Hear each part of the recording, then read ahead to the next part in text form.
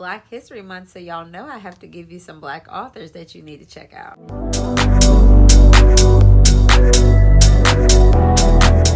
Hey cupcakes, welcome back to my channel. I'm back here today because it's, like I said, it's February and I have been reading a lot of romances, but it's also Black History Month. So we need to represent these amazing Black authors.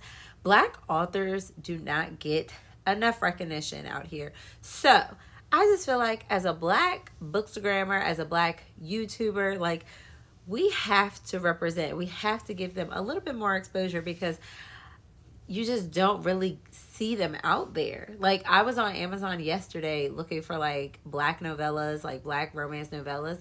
It literally really couldn't get any recs. Like, it was the hardest search. I actually had to end up getting on Facebook and getting recommendations through there. So I took upon myself to give you all some books that I'm hoping to read throughout this whole year that are just Black authors. Now, I may do another video of like romances that I've really enjoyed. So if you like these kind of videos where you're interested in more of my recs or whatever, give me a thumbs up, leave a comment down below, and let me know what kind of videos you would like to see. Again, I haven't checked out any of these books yet, but I'm so excited to, and a lot of these authors I've actually either heard about or have been recommended. So I'm really, really excited. And we have a good like mixture here. We have romance, thriller, YA. We have just a great mix. And some of these authors you've heard of, some of these authors you may not have heard of. So let's go ahead and get into it. And again, if you're enjoying what you're watching, go ahead and hit that subscribe button. We have a video at least once a week, and we're almost at 500 subs. So if you're excited and you want to see more content, make sure you hit the notification and that subscribe button. And let's go ahead and get into this video. All right, so first up, we do have our YA recs, so let's go ahead and get into it. First up, I do have some thriller recs for you. So this was the first book. So I actually saw this at my job, and I can't remember why I didn't pick it up. I wanted to read a bunch of Black thriller books for October, and I think I just didn't get into it. So this is her first book, and then I think this is her newest book. I don't know if this is actually her first book. But it says that this one came out before this one, and they're both thrillers. This one is about a girl who I think got nominated and chosen as the first Black homecoming queen at her school.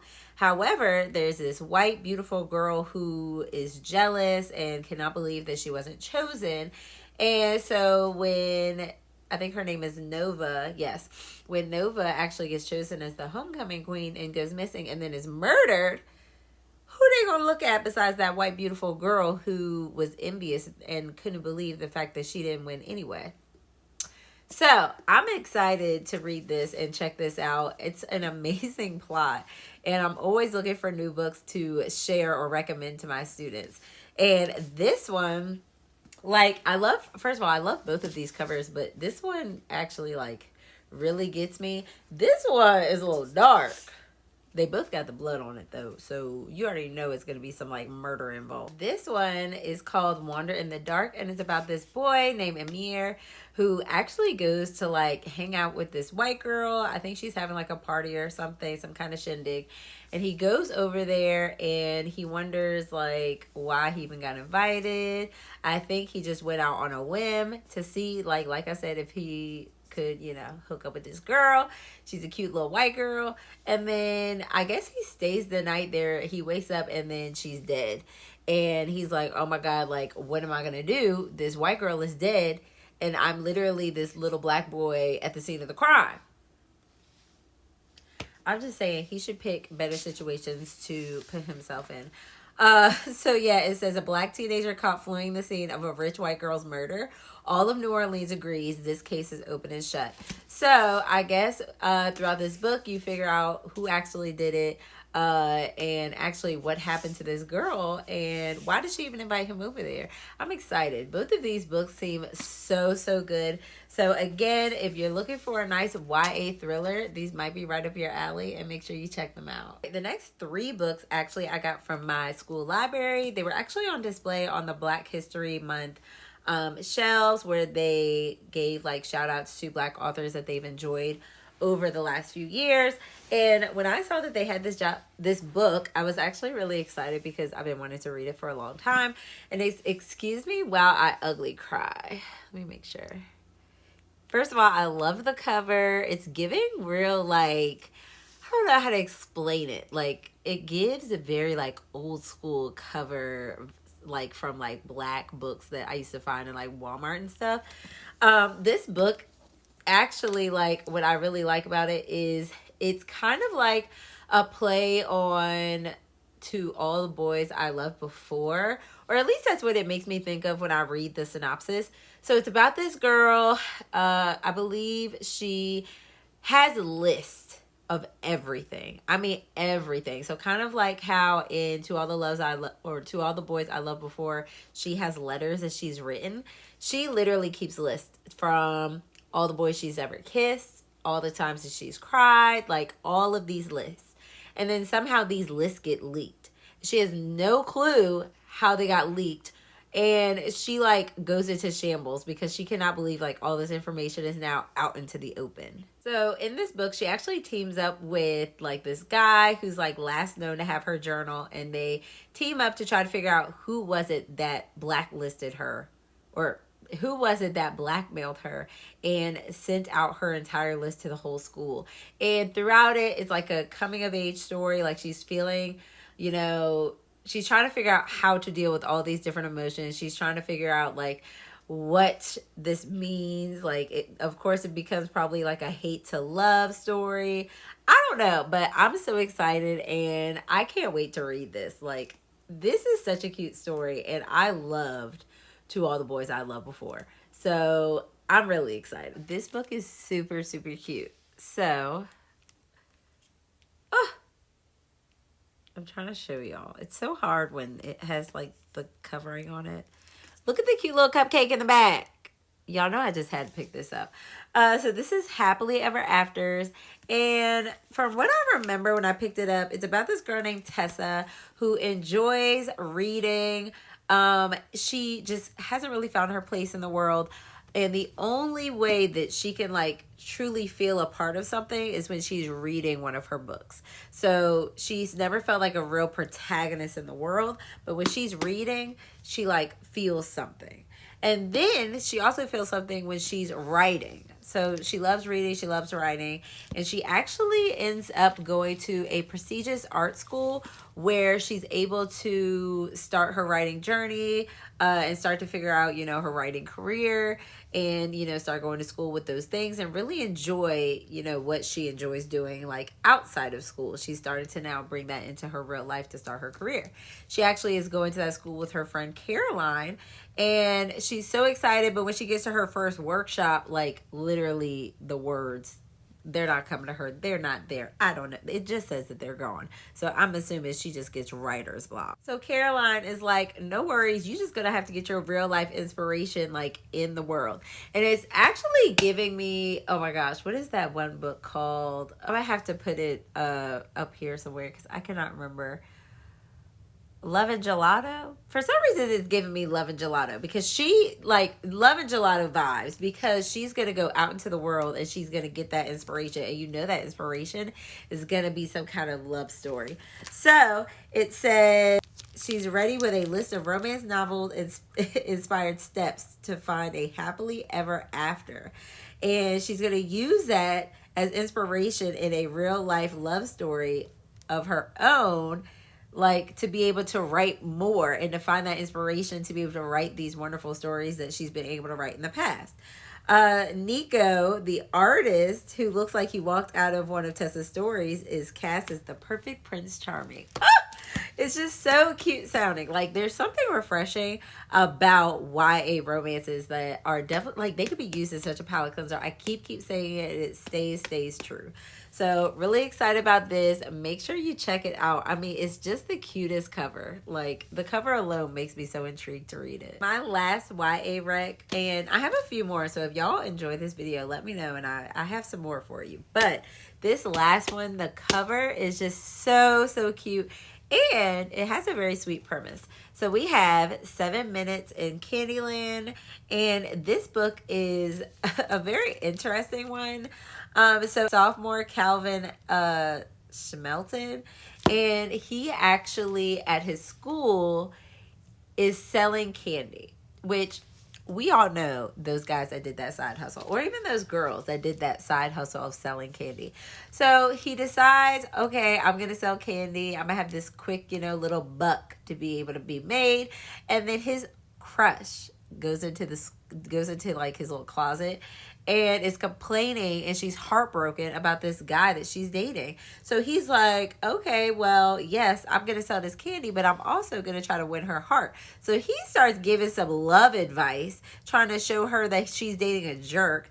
And apparently, like, his two parents are therapists. So, like, she thinks, like, he knows what he's talking about, because if you were raised by two therapists, like, it must have rubbed off on you. Like, you have to know what you're talking about. Then it's not just her, but because he's so good at it, I guess she just spread the word, because everybody in the school is going to him for love advice. So it's given sex ed. I think that's what it's called, from Netflix, where the guy has the two parents that, or maybe he only has the mom that's like a sex expert or something, and then he starts giving advice. That's what it's giving. But either way, I'm so excited. It's such a cute cover, and I'm really intrigued, but you already know how it's going to end. It's going to end up, they get together, love story. I'm here for it. But that's all for my YA romances. Let's go ahead and get to the adult ones. All right, so next up, we have an OG author that I'm sure you've all heard about. It is Jasmine Guillory. Now, Jasmine Guillory's written so many books. She's written The Proposal, While We Were Dating, I think it was called, By the Book, like so many. So, well, I want to just say, I've read like all of those, but I do not hear much about this book, and I've had it since 2022 when it came out, and I'm really intrigued. Like, first of all, I love the color. I love the title. Like, it's given what it's given, but I don't hear too much about it. But this is Drunk on Love by Jasmine Guillory, and I actually got this from Berkeley a few years ago, but I was... life was life, and so I didn't have time to get to it. So I really want to get to it this year. But it's about Margot needs some relief from the stress of running the family winery with her brother. Enter Luke, sexy, charming, and best of all, in the too small world of Napa, a stranger. Yes, let me tell you something. I live in a small town, and especially with me being Black, they love when a stranger comes to town, because it's literally like bees to honey. I mean, they swarm you, honey. Like, when you go to a town where they're like, oh, I know everybody, but who is that? And you find, stop it. Inappropriate. Let the person breathe, okay? It just overwhelms them with the fact that they're in a new town and they're getting like suffocated like that. Anyway, let me go back. So they have the most amazing chemistry. She's so happy that she's able to hook up with him. They have like a little one-night stand, and she's like, well, I'm never gonna see him again, so it's fine. So she thought, honey, he shows up at the winery as their newest hire. So of course she got to keep it professional, right? And then their every interaction just reminds her of that attraction still bubbling, because she remembered what that night was like, and now it's just thrown in her face. Oh my gosh. And Luke, so he had it all, but then he quits his high salary tech job in Silicon Valley in a blaze of burnout. So, honey, he didn't have it all. He had all the money. He had the great job. It stressed him out. He had to go to this small town. He wanted to live it nice and small. And now, okay, he done found him a little boo thing to get that stress taken care of. I'm here for it. I'm here for it. Now, the conflict that I see on this is that his mom loves bragging about her successful son. How could he admit that the job she's so proud of broke him? And then he has no idea what's next for him, but one's for certain, he wants more from that incredibly smart, sexy woman he hooked up with, even after he learns she's his new boss. I'm telling y'all, I don't know why I haven't heard so much about this book, but let me tell you something. I'm going to let y'all know if it's good or not. It's Jasmine Guillory, so it has to be given something. But, I don't know. And it gives me a good summer read. So I'm excited. If y'all check this out, let me know. Another author that y'all probably heard of. She's written The Fastest Way to Fall, Love and Other Flight Delays. And this one, I think is her newest one. And it's called Technically Yours. And again, I'm obsessed with the colorway. I've been loving this like teal and pink like combo. It's the same combo as Betting on You, I believe, by Lynn Painter. Like, those colors just complement each other so well. And this book, it says, sometimes love needs a reboot. And it says that Pearl has learned the hard way to be careful and work in love. So she's had the chance to make a lasting change at R Code, a nonprofit aimed at high schoolers learning to code. But a recent scandal puts its reputation at risk. Further complicating things, Pearl didn't expect the one man she never stopped thinking about to join as the newest member of her board of directors. Cord Matthews fell for Pearl when they met in an elevator 8 years ago. Y'all know what be happening in the elevator. Pearl done put it on that man in the damn elevator. Let me tell you, she's just his type. Smart, capable, makes him laugh.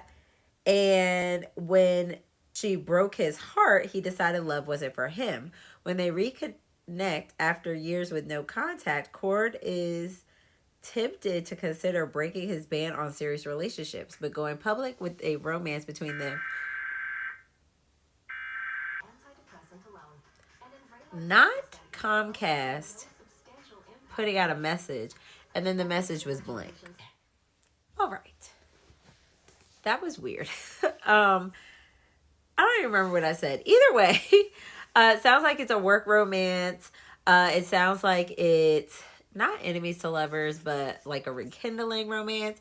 They've dated before, and it looks like it's interracial dating, actually. So, and she actually has other books where she's done this as well. I don't really know what kind of name is Cord, but you know what?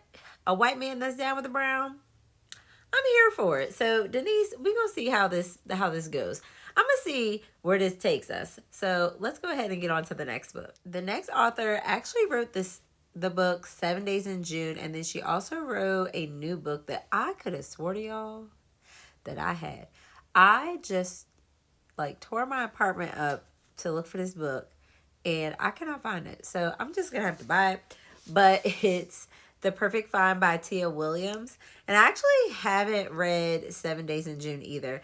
And I actually know that that's not me shaking the camera. I actually know that book is like really, really popular as well. And this one actually got turned into a Netflix film. So shout out to her. I actually haven't watched a Netflix film. So I'll probably watch that after I read this. But it says, Jenna Jones, 40-year-old former It Girl fashion editor, is broke and desperate for a second chance. When she's dumped by her longtime fiance and fired from Darling Magazine, she's hired at an online fashion site by the publisher, her old arch nemesis, Darcy Vale. But Jenna soon realizes she's in over her head. She's working with digital savvy millennials half her age and has never even Twittered. Oh, she's 40. I was going to say, how old is she? But she's 40. Even 40-year-olds Twitter, so whatever. Anyway, and she still pretends to be a fashion somebody while living a style lie. Her designer wardrobe has been placed by Walmart's finest. People, don't be sleeping on Walmart, okay? Let me tell y'all something. I got this from Target. I guess Target is more expensive. My sweatpants is from Walmart. The 20-something videographer assigned to shoot her digital series is driving her crazy. Wildly sexy with a smile Jenna feels in her thighs, Eric Combs is way off limits, but almost too delicious to resist. Will Jenna risk it all for a lusty secret romance with the one person who could destroy her comeback for good? I hope she does, because that sounds like a good time. Arlo. I'm here for it, y'all. And this cover, like, let me tell y'all something. These are giving summer. And I need some good summery, like, I need summer. I need hot. I need spicy, warm vibes. I'm getting excited. Oh my God. So yes, definitely like reading those. Like I can see me outside sunbathing, got me a hot steamy read. My last few books are actually all from St. Martin's that they sent to me. So shout out to St. Martin's. Let me tell y'all something. St. Martin's has been sending me Black authors all month long. So I'm here for it. The first, actually all of these, actually that's not true. One of these I guess I have heard of since I have the book sitting on my shelf, but I haven't read from them, so I don't know. But these two, very cute covers. Like very simple, but still like very pretty. And this one says, Better Than I Know Myself. And then this one is Trying to Sleep in the Bed You Made. Carmen, Jewel, and Regina could not be much more different. When they meet at a freshman Columbia University, they're pretty confident that a friendship amongst them isn't in the cards. Jewel is a Hollywood royalty teenage star of a TV show, and she has a face that's instantly recognizable all over America. Now, though, she wants two things to get a serious education and to leave her controlling stage mother behind. Regina is upper middle class African American girl. Her picture perfect parents are what she calls Black Ward and June Cleaver. And their goals for her are like a stranglehold. Okay, so far we have the overbearing parents that are basically trying to control their children's lives. So there's that. Maybe that's something they can bond over. And it says Carmen is just trying to get by. A child of a public housing whose father is dead and whose mother has vanished. Carmen has been raised by her abusive brother. Columbia is the only way for her to get a better life if she could hold down two jobs and keep her GPA up. When the three of them meet, their lives are at a crossroads. And as the year progresses, they are challenged by drug addiction, fame, secrets from the past, sickness, betrayal, and the darkest things women can face. One of them won't survive, but what will be the lasting legacy of their friendship? All right, so this gives literary fiction. It gives dark, and all right. Like, I can't wait to read it, but it sounds like it's going to be a little sad. So, I don't know. And then this book is two different females. So, let's see what this one says. It has just new characters all around. And it says, Gail and Patricia were total opposites when they chose each other as best friends when they were children. Through the years, they were raised together as closest sisters. Gail, the beauty pampered by her working class parents, believes a man will make her world complete. Pat, the Brady one, is the hand-me-down child whose mystery parentage haunts her.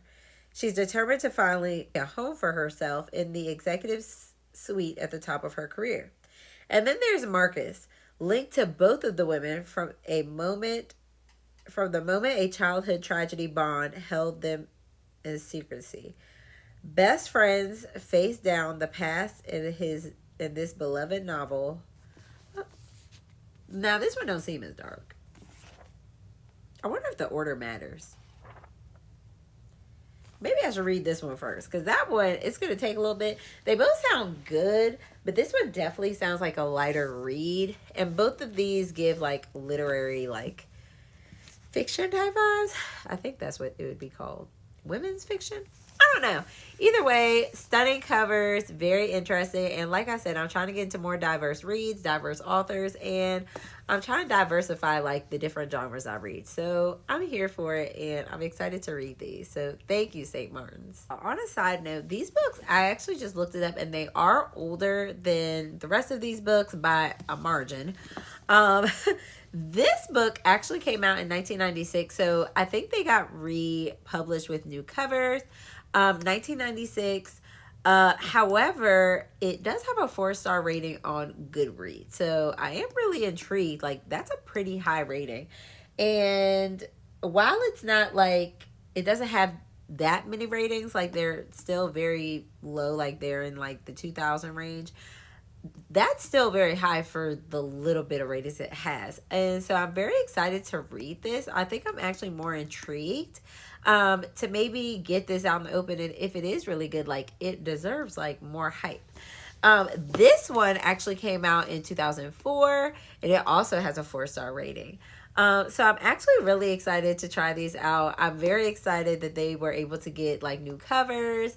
I love seeing like older books, you know, come back into the world. Like I said, like the best part about social media is that we're able to share our love for reading with others and able to shout out authors that deserve it. So this is why I love doing like videos like this, because you're able to share new authors and maybe spark a new interest with your viewers, or you know, the people that are on your Instagram or whatever. So yeah, I'm really excited, and I just cannot believe that these books are really that old. Like one of them being 20 years old and one of them basically being as old as I am is crazy to me. Like I was born in 1991 and one of these books was made in 1996. Like that's crazy. So the last author that I have for you all is Tracy Brown, and these are also coming from St. Martin's. I had one of these before, and then the other one I actually just got today, which was perfect timing for this video. So we have Single Black Female. I actually got this one from Target, so it's crazy that they sent me another one, but I hadn't actually read it yet.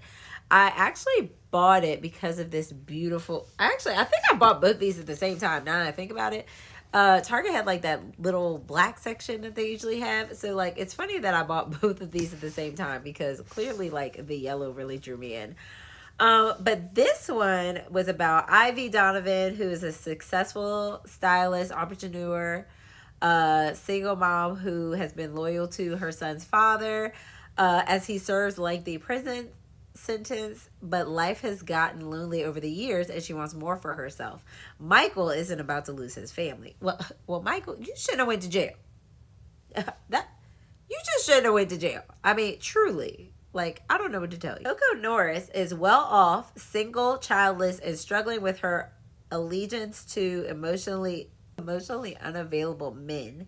When she finds a man who seems like he could give her everything she's ever wanted, Coco soon discovers that she's taken on more than she can possibly handle. And then there's Deja, who's a real estate agent who's married to Bobby, a police sergeant with the NYPD. They have been assimilated, looking down on anything that doesn't fit their button-up posh life, but Deja isn't as satisfied as she would like everyone to believe.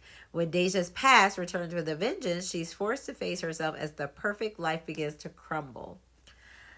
Nikki is a savvy self-made businesswoman and a social media darling who lives large and no regrets. She's also Deja's little sister and thinks her sister can have so much more than her ho-hum marriage. And Nikki is all too happy to lending a hand to make that happen. Things come to a head when Ivy's younger son, Kingston, is caught up in a polarizing encounter with the NYPD. Everyone must figure out where they stand, including Bobby, who suddenly has to decide if his blue life matters more to him than his black life and the black lives of who he loves. Whew! Another heavy read, y'all. Another heavy read, but that is what comes with Black literature, and I love that we can actually have stories like this that helps us have that open mind. Like, without books like this, like, I truly don't know if we can enjoy, like, the fluffy good reads if we don't have, like, the reality reads that sometimes we need also to make us just think a little bit more. So that's crazy, and it's a heavy one. I don't think the next one's going to be that heavy, but let's go ahead and check it out. And the last one is called Brooklyn, which is so cute. Like I said, St. Martin's actually sent this to me today. So it says, as Brooklyn Melody James has finally gotten the punishment she deserves after leaving a web of lies, heartache, and betrayal behind her. As her life slips away, Brooklyn remembers that the events that shaped her into the cold, calculated creature she's become. She's learned the art of hustling from her parents who used the church to get money. No, they did not. Idolizing her father and despising her mother, Brooklyn is determined to be the type of woman who makes her own rules. When her back's up against the wall, she sacrifices her family and takes the burnt offerings that remains and runs away. In New York City, young Brooklyn charms her way into the inner circle of hustlers, catching the eye of Hassan, one of the major players in the game. Breathlessly in love, he brings Brooklyn into his operation, where she earns his trust and his associates. With the key to the kingdom in her hand and unfettered ambition burning in her soul, Brooklyn takes everything, leaving promises of bitter retribution behind her. She burns bridges and breaks hearts. And as she faces her killer and her fate, she's stunned that justice comes from the least likely place. All right, so Tracy just be making like books that are gonna make you think, honey, and they take place in New York. And what a better place to like read in that kind of setting about Black people in general. Like, such good books. I cannot wait to read all of these books this year. Oh, these are all the books. Well, they're not all of them because I can't hold all of them, but those are all the books that I have to share with you for, you know, just a little spotlight for Black History Month. I'm so excited to like read more diversely. I've really been like trying out so many new authors, so make sure you check out my wrap up that's actually coming probably next week. And I hope that you found some new authors or new books that maybe you were unaware of, or maybe that you think that you'll be interested in. And if you have any of your favorite Black authors or favorite Black books that you would love to share with me, make sure you put them in the comments below. I'm so excited. Like, I love getting recommendations, and it's so helpful because you can't see everything. And I'm telling y'all, like, I'm finding more like Black YouTubers and stuff like that. I'm really trying to like really do my part. But when you're in face, like you go to Barnes and Nobles and all these things, like you're surrounded by non-Black or people of color books. And I mean, I enjoy them. Clearly, I'm surrounded all around them, but we have to make sure we do our part as people of color, you know, and as Black people, support those Black authors, and not just during February, but all year long. So, like I said, I'm so excited to be able to do this video. If you made it this far, make sure you let's leave a pink heart for Valentine's month, whatever. February is the month of love and kindness, so make sure you leave a pink heart. And I'll see you next time. Bye.